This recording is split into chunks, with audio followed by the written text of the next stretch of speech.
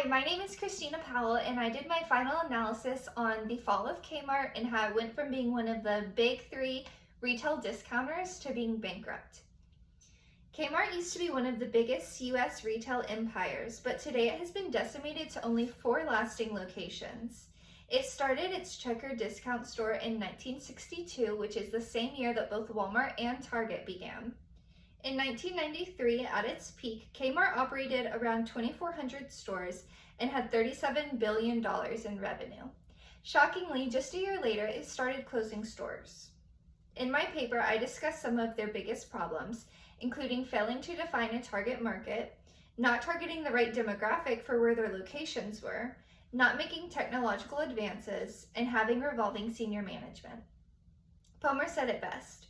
Kmart's problems aren't recent. They're the culmination of decisions made or not made over the past 40 years that are finally coming to roost. Kmart actually did have many strengths. How else would they become one of the big three?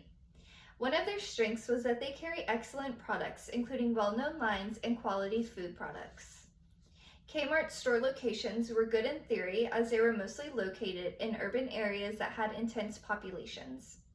Another strength of theirs was that they helped with customer retention by having a layaway plan that they provided that let people pay in installments. Kmart has even received a lot of awards and recognition that has in turn increased their brand value for a time. What started out as a strength became their weakness when the urban areas they boomed in shifted to suburban. In addition, unlike Walmart and Target, Kmart failed to define its target market. They wanted to appeal to everyone, but instead it became bland and lacked an image. They also accrued a lot of debt, resulting in the company applying for a Chapter 11 bankruptcy. A major weakness of theirs that ties into their target customer and demographic problems is that they placed low profit margins in the suburban areas that affected their revenue stream. This, combined with their poorly designed market strategy, just resulted in an ineffective target reach. With Kmart having just a few stores left in the US, I would think that there isn't much opportunity left, that they've exhausted all of their options, but they're not giving up their fight yet.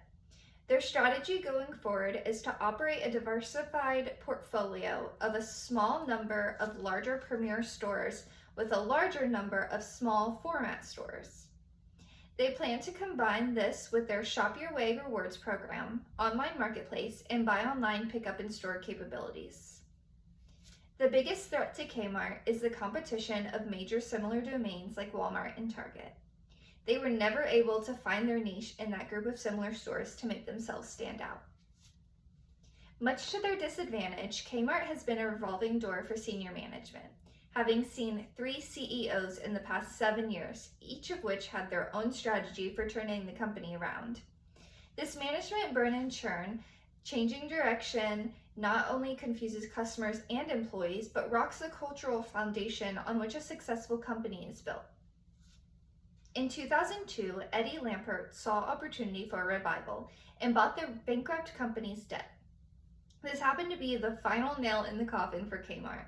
After they filed for bankruptcy in 2002, Eddie Lampert thought it would be a good idea to merge Sears and Kmart to try to catch up to Walmart. Unfortunately, Sears Home Goods and Kmart's household items didn't work well together. Their customer bases couldn't merge, and Kmart's reputation reached a new low. Since Lampert acquired the last Sears and Kmart stores out of their bankruptcy in 2019 over the objections of unsecured creditors, both banners have continued their seemingly never-ending decline that started more than a decade ago. Thank you.